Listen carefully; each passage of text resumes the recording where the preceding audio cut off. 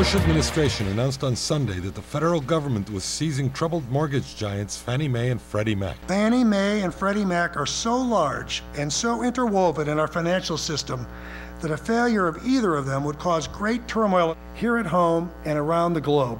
Officials said that both Fannie Mae and Freddie Mac were being placed in a government conservatorship, but declined to use the word nationalization. Well, of course, we don't believe in nationalizing big pieces of the economy, the current administration particularly. They refer to it as a conservatorship, but they are effectively taking government control over these agencies by this action, which they would prefer not to have taken, but was necessary, and it's a good thing that they saw the necessity of it. But they're looking to stabilize this very, very serious asset deflation we have underway in the United States because of the bursting of the housing bubble last year.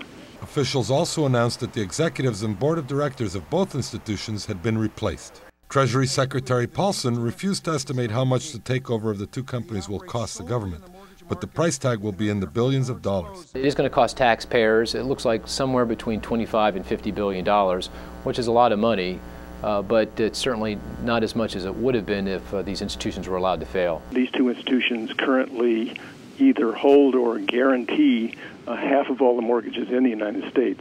Their portfolio of over $5 trillion of mortgage assets would be an enormous burden, probably unsupportable burden for our financial system.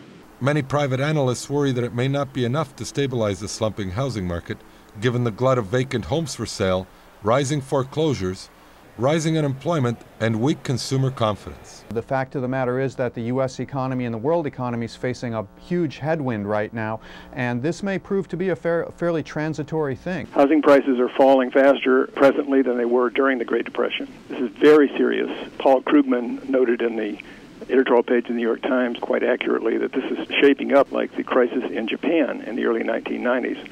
That cost them a decade of economic growth. We've lost over 600,000 jobs here in the United States since the beginning of the year, as the economy has clearly entered a recession, in my view. You know, we're having 8,000 to 10,000 foreclosures announced a day in the United States. And unless we can intervene more actively than anything that's been done to this point, and that's why a retooled Fannie and Freddie under government control need to play such an important part in helping restructure the mortgages of these people that are really struggling to stay in their homes. The takeover of Fannie and Freddie was a hot topic on the campaign trail. The fact is that Fannie Mae and Freddie Mac, they've gotten too big and too expensive to the taxpayers. The McCain-Palin administration will make them smaller and smarter and more effective for homeowners who need help. I think I know where McCain's coming from. Most of the Republicans involved here have always resented these institutions and their quasi-government connections and regard them as being a very unfortunate circumstance that they're now regarded as too big to fail. They'd like to break it into smaller pieces and then sell them off and get the government out of the business of providing support for mortgage industry. We have to protect taxpayers, not bail out the shareholders and management of Fannie Mae and Freddie Mac. This is a challenging situation that's been festering for a long time.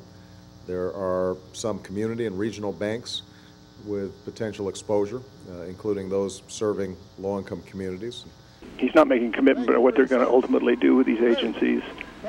He does recognize, as I believe the Treasury Secretary does, that they had to intervene to try to stabilize the situation. And he does recognize, too, that there's a public purpose involved here, especially for low-income housing. These two agencies, now that they're under federal government control, we hope would be used the way the Homeowners Loan Corporation was used in the Great Depression in order to try to restructure these mortgages to allow the people who are living in these homes to stay in their homes and to refinance their mortgages on a more sustainable basis. And that would help stabilize the fall in housing prices that's at the heart of the current financial and economic problems in the United States.